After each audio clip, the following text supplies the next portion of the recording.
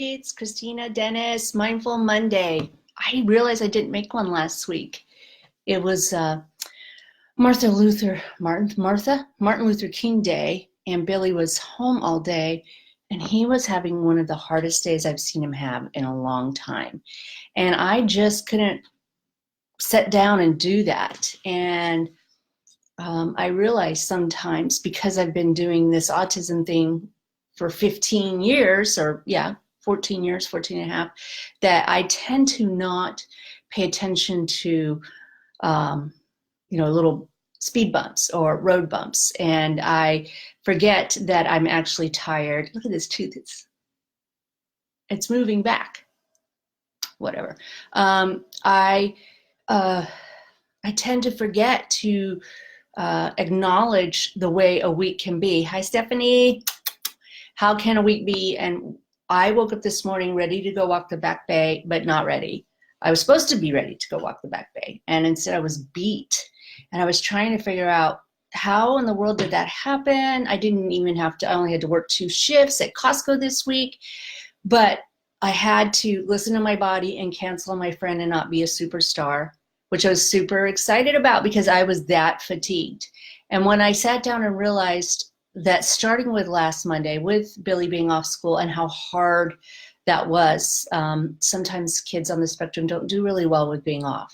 I think there was a lot more going on with him than I can understand, because he is nonverbal. But starting the week off that week and then finishing it Saturday, I was off because I had a memorial to go to. And then that evening I went out. And then yesterday I conquered the day with a 5-hour sleep prior to. And so I was just kind of a wreck today. And this is what I wanted to talk about. Realizing that I needed to take that break, and I did take that break. But when I went back to sleep, I had some gnarly dreams about being left behind, about not measuring up. There were specific examples with good friends of mine, and it was too easy. I mean, it was textbook what was showing up. And I really kind of had to wake myself up, because I had anxiety during my dreams. And when I got up, I realized that I needed to address some of the bare, the basics in this head. And although I haven't done much of that, I kind of just started doing chores immediately.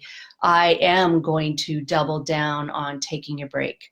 I am getting married here very shortly. It's a private ceremony. And I didn't think that it would be a lot of plans, but there are a lot of plans, and it is a big deal. And I am not equipped to do all of it at the same time. And so I just wanted to come on and be completely human with a lot of other humans. And I wonder sometimes how many of us still have this imaginary timeline, still have this comparison thing going on, and measuring stick about, I'm not doing as well as somebody else, or I'm really behind, and how much of that robs our joy and steals. It's the thief. It steals my joy and peace.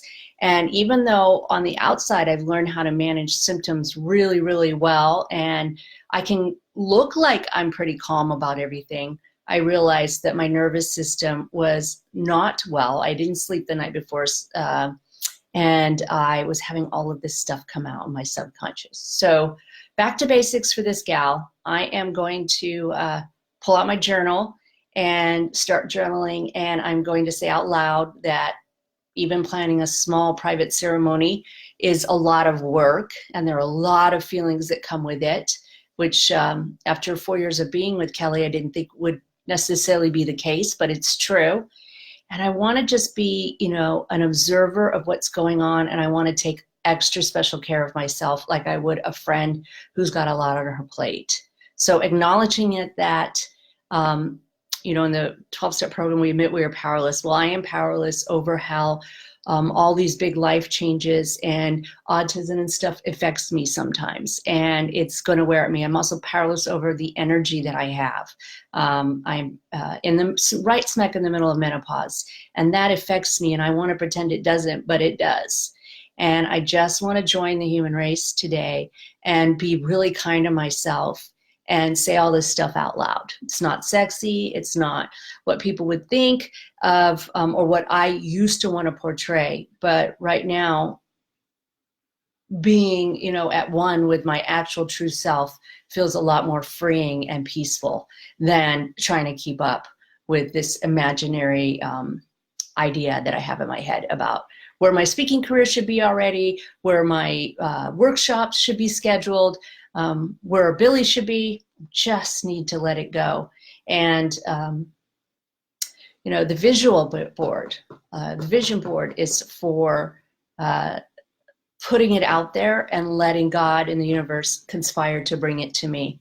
And I need to remember that out loud too. So I just want to say happy Monday. Did you know that last year 17 million people called in sick the day after the Super Bowl? So I wonder how many of you are at home watching this while you're working from home. And I hope everybody starts out this Monday with a little grace for each other and yourself. All right. Love you all. Bye.